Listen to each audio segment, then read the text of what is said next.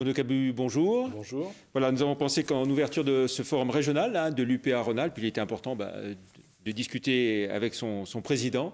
Peut-être pour commencer un mot du paysage de la conjoncture et de la conjoncture dans laquelle évoluent les entreprises artisanales.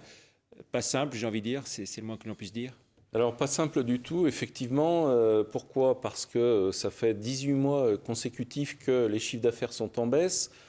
Ces chiffres d'affaires en baisse pour le commerce, par exemple à Lyon, ont bien été confirmés au mois de décembre avec moins de 2% de consommation.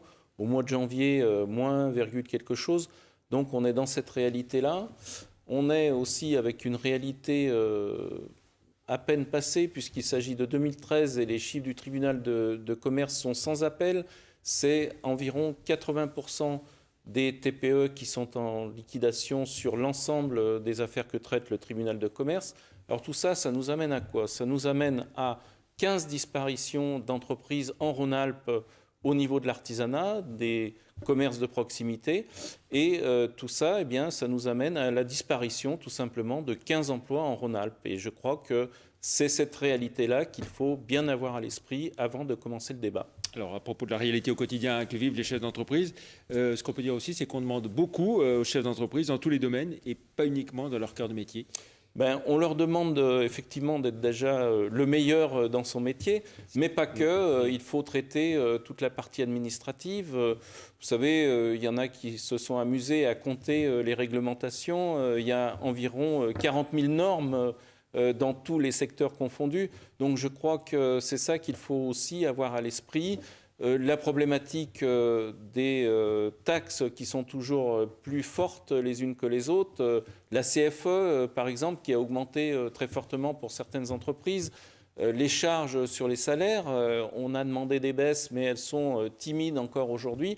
Donc voilà, c'est tout cet environnement-là qui pèse sur à la fois l'activité, qui freine l'activité, mais qui freine aussi le moral du chef d'entreprise et qui a un peu du mal à voir la sortie du tunnel. Alors ce moral, on va quand même essayer de le garder, bien sûr. Dans quelques instants, on va avoir un débat important sur le plateau de Télém, dans le cadre de ce forum régional.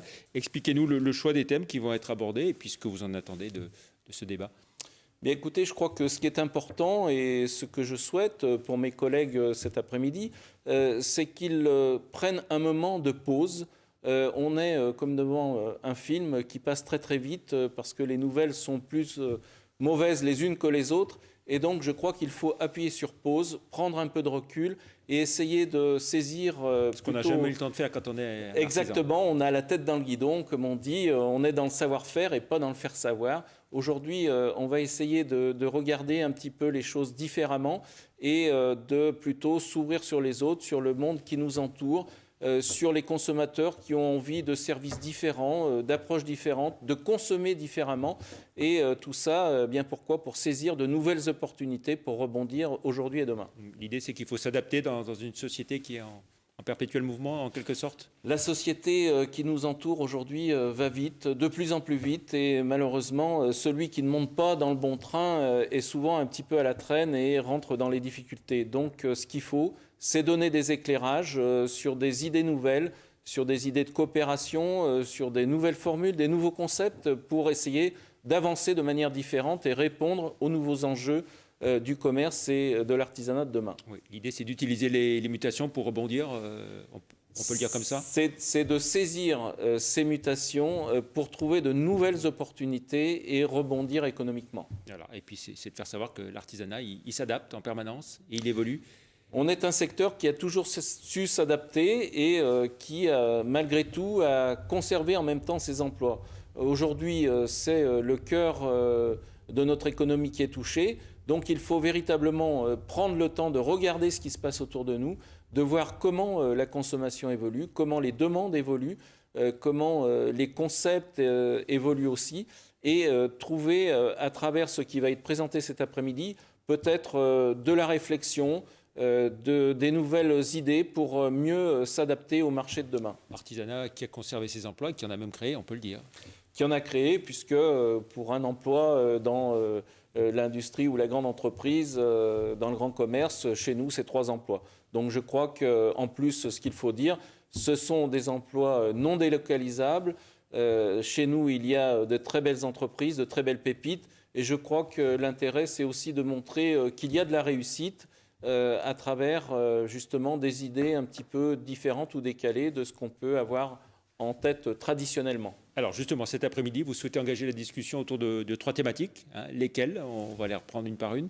Alors, la première thématique, eh bien, c'est au lendemain de ces municipales, tout naturellement, j'allais dire, poser la question aux élus de proximité et leur demander d'ouvrir le dialogue pour savoir comment ils vont faciliter le maintien ou le développement économique de l'artisanat et du commerce de proximité dans les communes, qu'elles soient petites ou grandes, qu'elles soient rurales, périurbaines ou urbaines, parce que je crois que le commerce de proximité, l'artisanat, est un des piliers fondamentaux de notre économie, l'économie de proximité en particulier. Voilà. Puis vous souhaitez aussi vous intéresser aux chefs d'entreprise de demain. Les chefs d'entreprise de demain, ceux qui ont réussi, parce que il faut regarder un petit peu plus ceux qui réussissent que ceux qui ne vont pas bien. Je crois qu'il faut, tout à l'heure, je l'ai dit, s'ouvrir sur les autres, s'ouvrir sur le monde, comprendre ce qui se passe autour de nous, mieux analyser et essayer d'envisager des pistes un petit peu nouvelles pour réagir par rapport à cette conjoncture qui est un petit peu difficile. Et puis la troisième thématique, c'est de trouver les clés du développement.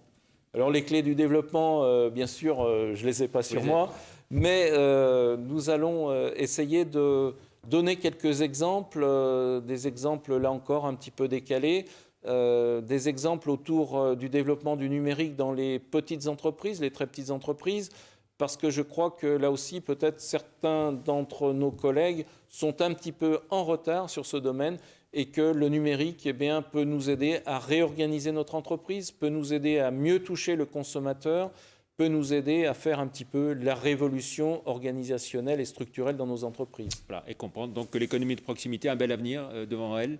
L'avenir appartient évidemment à l'artisanat et au commerce de proximité, puisque Einstein avait souhaité être plombier, et il a eu le parcours qu'il a eu, mais il avait dit que l'humanité serait sauvée par l'artisanat. Donc, vous voyez, nous avons un bel avenir devant nous.